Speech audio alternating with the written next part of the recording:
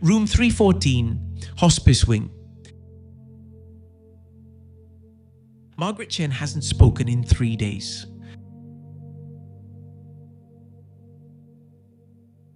Her daughter Amy fills the silence with nervous chatter, but Margaret has chosen a different language. The grammar of presence, the syntax of touch, the eloquence of silence.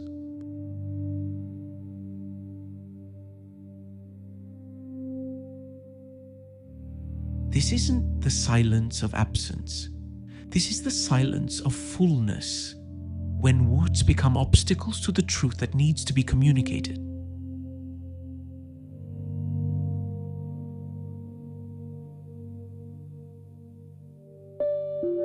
When Jesus stood before Pilate, accused and mocked, he chose silence.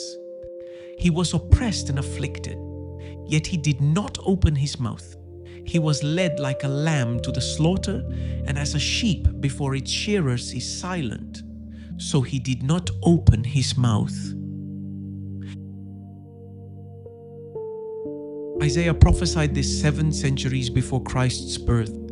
The suffering servant who doesn't defend himself, doesn't plead his case, doesn't attempt to justify or explain. This silence isn't weakness. It's the most powerful form of resistance imaginable.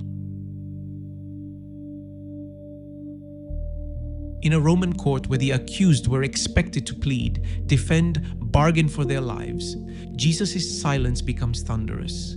It declares, "I am not subject to your judgment. Your categories cannot contain me. Your accusations cannot define me." Pilate is disturbed by this silence precisely because it refuses to play by the rules of power. "Don't you realize I have power either to free you or to crucify you?" Pilate demands, trying to force Jesus into the familiar dynamic of judge and defendant, power and powerlessness. Jesus breaks his silence with words that invert everything. "You would have no power over me if it were not given to you from above." Even Pilate's apparent power is derivative, dependent, permitted from a higher authority. The silence wasn't submission to human judgment, it was the refusal to dignify human judgment with defense.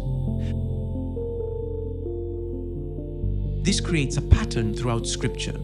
God's most important revelations often come wrapped in silence, mystery, hiddenness. Moses encounters God not in the spectacular plagues, but in the burning bush that refuses explanation. Elijah hears God not in earthquake or fire, but in the still small voice, literally in Hebrew, the sound of sheer silence. The Psalms repeatedly speak of waiting in silence before God. Be still before the Lord and wait patiently for Him.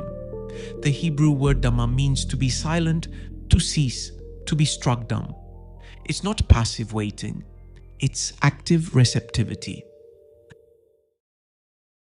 It's choosing to stop filling every space with words and letting truth emerge from the quiet. Amy stops her nervous chatter and simply holds her mother's hand. In that silence, she begins to remember conversations they'd had months earlier, before the diagnosis stole their ability to talk about anything but treatment and prognosis. Her mother had said, "When my time comes, I want to go quietly. I don't want to spend my last days talking about dying. I want to spend them just being." Amy realizes her mother isn't lost. She's teaching one final lesson about what matters most. In contemplative Christian tradition, there's a concept called apophatic theology, the way of negation. It's the understanding that God is ultimately beyond all our words, categories, explanations. That sometimes the truest thing we can say about the divine is nothing at all. The 14th century mystic, known as the author of The Cloud of Unknowing, wrote, "God cannot be thought. By love he can be grasped and held, but by thought neither grasped nor held." Some realities are too large for language, some truths too deep for articulation, some love too vast for vocabulary. Margaret's final morning, she opens her eyes and looks directly at each of her children. There's something in her gaze that says everything words could never capture. Thank you for being my greatest joy. Thank you for making my life meaningful. Thank you for loving me well. Then she closes her eyes and breathes her way into whatever comes next, leaving behind a silence so full of love it feels almost audible. In John's Gospel, after Jesus washes the disciples' feet, there's a moment of profound silence. When he had finished washing their feet, he put on his clothes and returned to his place. No sermon, no explanation, just the act itself and the silence that follows. The disciples understand more in that silence than any explanation could have taught them. The incarnate God kneeling to wash human feet speaks volumes without requiring commentary. This is the pattern of incarnate communication. Love made visible requires no justification. 6 months later, Amy keeps a journal of things she wishes she could tell her mother. But increasingly, she finds herself writing about the silence they shared in those final days. I used to think silence meant absence, she writes. But Mom taught me that silence can be the fullest form of presence. That sometimes love speaks most clearly when it stops using words. Her silence wasn't empty. It was concentrated love.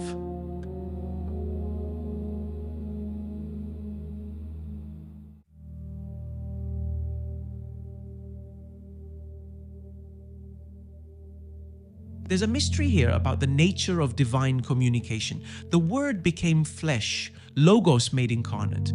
But before that Word spoke creation into existence, there was something prior.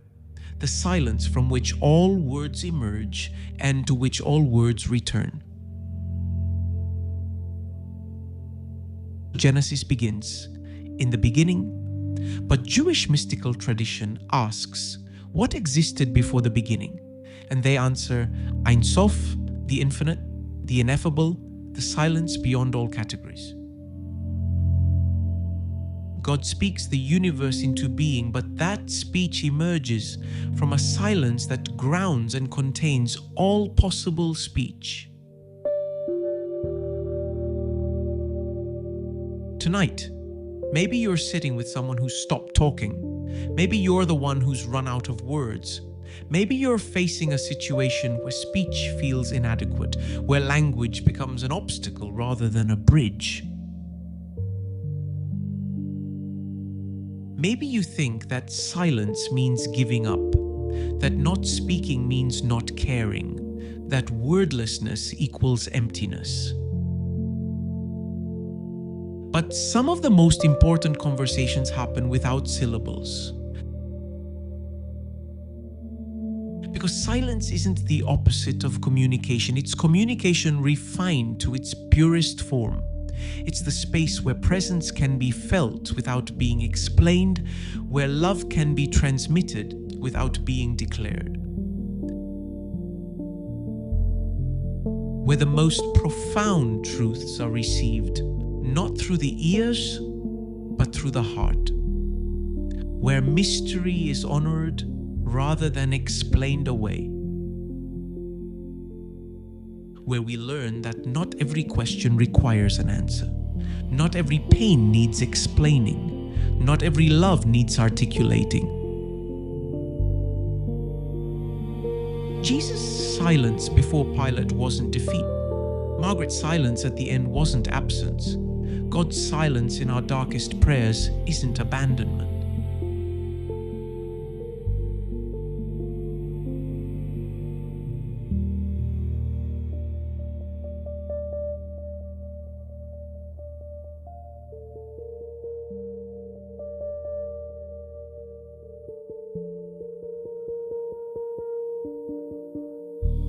Sometimes silence is the most eloquent response available. Sometimes it's the truest form of presence.